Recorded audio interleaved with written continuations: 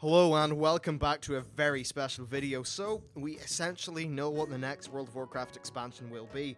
Blizzard have only just gone and trademarked not World of Warcraft, but Warlords of Draenor as a World of Warcraft, well, it hasn't been trademarked as a Warcraft expansion, but come on, Warlords of Draenor. Draenor is in the World of Warcraft universe.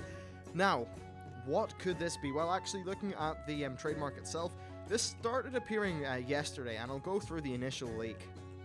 First of all, massive props to Silas, who you'll probably have seen throughout the comments. He's the first guy who tipped me off to this because honestly, I was on a train at the time. So, man, yes, thank you. Now, for this actual thing.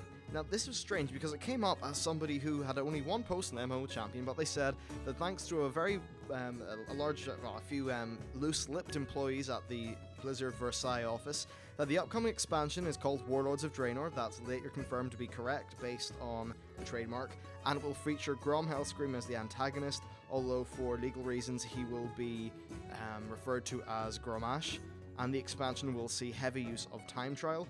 It also says reforging is changing, and you no longer need to keep hold of an item you own for the transmog appearance, and that the upcoming BlizzCon secret gift is the Elite Tauren Chieftain Hearthstone card, and that the Dark below has been registered for Titan, not World of Warcraft. Holy shit!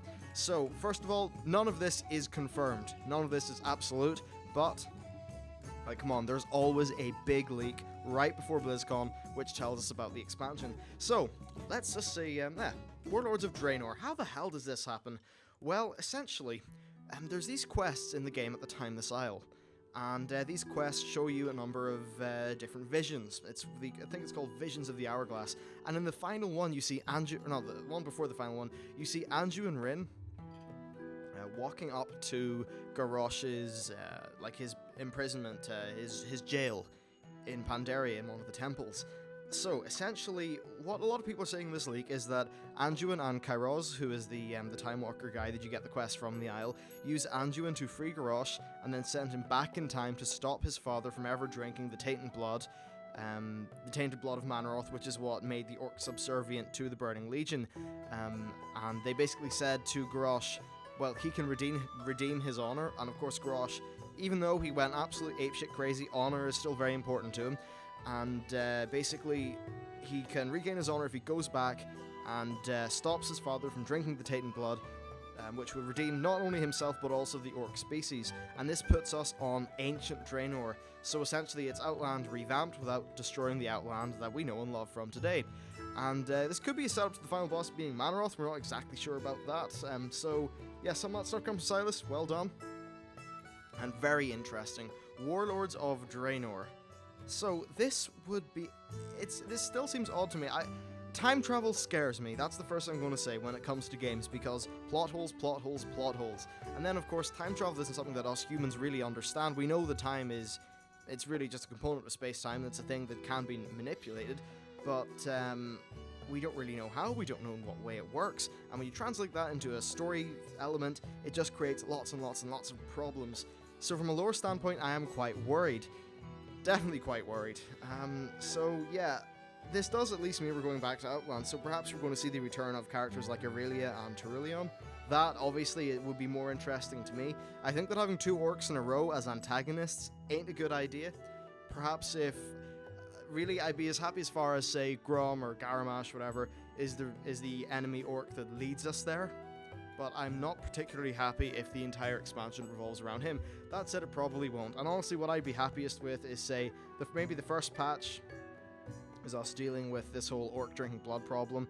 Honestly, I don't think that we are going to solve that, because it would just cause way too many plot holes in the World of Warcraft lore. Now, of course, I will, right after this, I'll start doing research, and I'll have a lore video up on this as quickly as I can. I'll try to make a good quality, but right now, this is just, the news just broke, getting out there to my subscribers. So, yeah, very interesting. Seeing Outland before its fall would be great. I kind of would have liked to go to Argus, and perhaps... See, here's the thing, Warlords of Draenor, well, Warlords. Who are the Warlords? I mean, there's the various orcs that were involved, but the orcs ended up being unified after they drank the blood. Were they not unified before that? They were a bunch of different clans, there's all the different orc clans, so perhaps it's somehow referencing to that. Which it seems odd to me, honestly. Who would be the final villain? Who would be the big bad guy?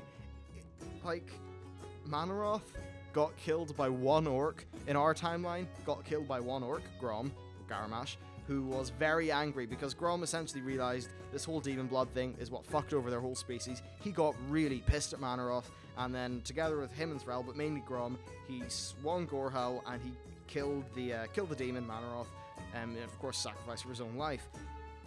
Like, Manaroth was killed by one orc, so I definitely don't see Manaroth as being the final boss. Honestly, I think it would make more sense that we get sort of pulled through time. We start off in this old Draenor, then we perhaps get pulled through time, maybe Aurelia and Terulian, and their sort of whole plot line is involved, and then maybe it escalates up. Now, one thing the World of Warcraft has done is that it's had the main expansion be a part of, so the main patch, like the first patch, well, the kind of initial expansion, the questing and all that stuff, be centralized around one kind of theme, in a way, and then you have like the 0.2 patches, sort of the one where it's, oh, now we're going over here. For an example, Throne of Thunder, now we're going over here. Ulduar, let's go, over to a sort of a random thing that's besides the main enemy. For an example, if we were to even take in Cataclysm, I mean, Firelands, okay, like, it's probably the most tied in of everything, but it was still a departure from killing Deathwing and his cult. So I would hope that perhaps it's just one continuous kind of story the whole way. So in the first patch we kill Grom, then we get pulled like through time to something with Aurelia and Terulian, we kill the demon there, and then perhaps Kill Jaden? Yeah, Kill Jaden, the one that's still alive, comes to try to kill us, or something like that. So there's one thing. Now another thing that I would like to say is that expansions are probably going to be coming out yearly, so they could probably, like, if an expansion is coming out yearly, they can cover a lot more story in a lot less time, and they have increased the team by 80% as opposed to pre-Mists of Pandaria levels. That is according to official stuff from Blizzard, where they said they already had a 40% team size increase and they're planning another 40. So there's definitely a lot that can go on here. So anyway, that's it for this video. I'm going to run off and render this, and then after that I'm just going to get every single piece of information I have so I can give you a really comprehensive, either a comprehensive follow-up video or maybe a few, just depends how things go. Anyway, thank you very much for watching. If you enjoyed the video, I'd really appreciate a like, because it just, it helps me out. It's that kind of thing. And with that, I'll see you all next time.